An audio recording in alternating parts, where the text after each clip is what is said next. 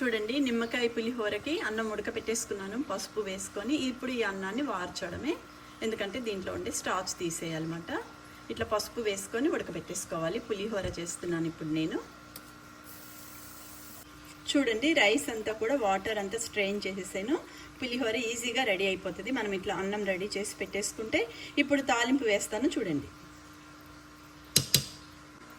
చూడండి, ఒక మూకిడి తీసుకున్నాను. నిమ్మకాయ పులిహోర తాలింపు ఏం వేస్తానో చూపిస్తాను చూడండి. ముందుగా 2 గరిటెలు నెయ్యి వేస్తున్నాను. తర్వాత 2 స్పూన్లు పల్లీల నూనె వేస్తున్నా. 2 స్పూన్లు పల్లీల నూనె. ఇప్పుడు నిమ్మకాయ పులిహోర తాలింపుకి పల్లీలు వేస్తున్నాను.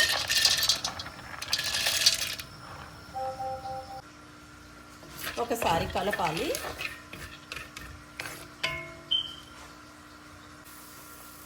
చూడండి చూడండి ఇట్లా పల్లీలు వేగుతున్నప్పుడే మనం కొంచెం శనగపప్పు, కొంచెం మినప్పప్పు, కొంచెం జీలకర్ర, కొన్ని ఆవాలు.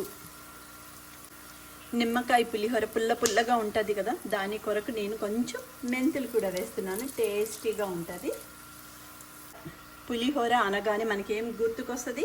కరివేపాకు అండ్ ఎండుమిరపకాయ. శుభ్రంగా మిక్స్ చేసుకుందాం. ఇలా కలుపుకోవాలి. నా నిమ్మకాయ పులిహోరలో కొంచెం అల్లం తురుము సూపర్ ఉంటుంది. ఇట్లా చేయండి. ఇది కూడా ఒక్కసారి కలుపుదాం.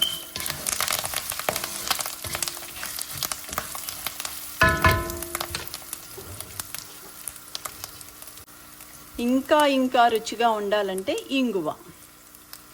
ఇంగువ వేయగానే ఆ రుచి టేస్ట్ మారిపోతుంది అన్నమాట. రుచిగా ఇంగువ. చూడండి, పోపులన్నీ చిటపటా అంటున్నాయి.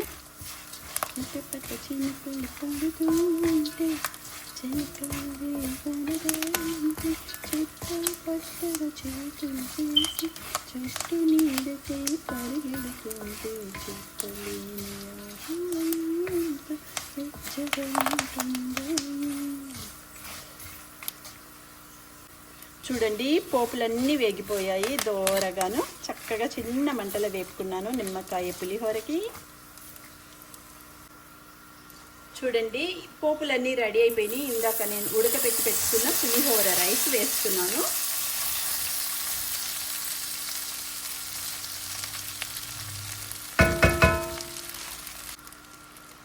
ఇప్పుడు ఈ రైస్ మీద ఉప్పు,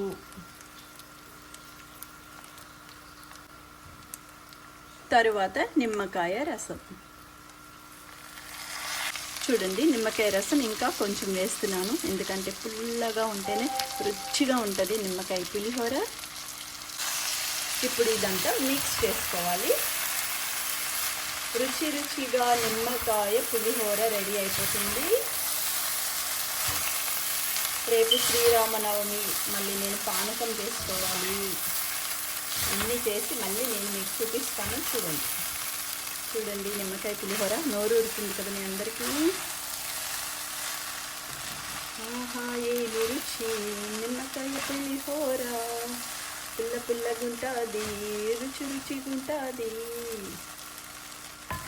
నిమ్మకాయ పులిహోర రెడీ.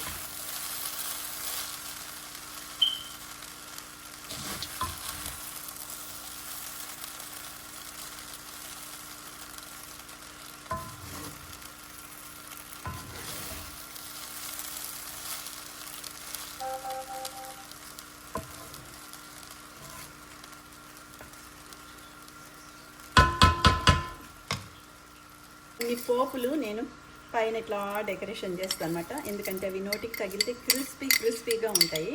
అందుకనేసి రుచిగా నిమ్మకాయ పులిహోర రెడీ.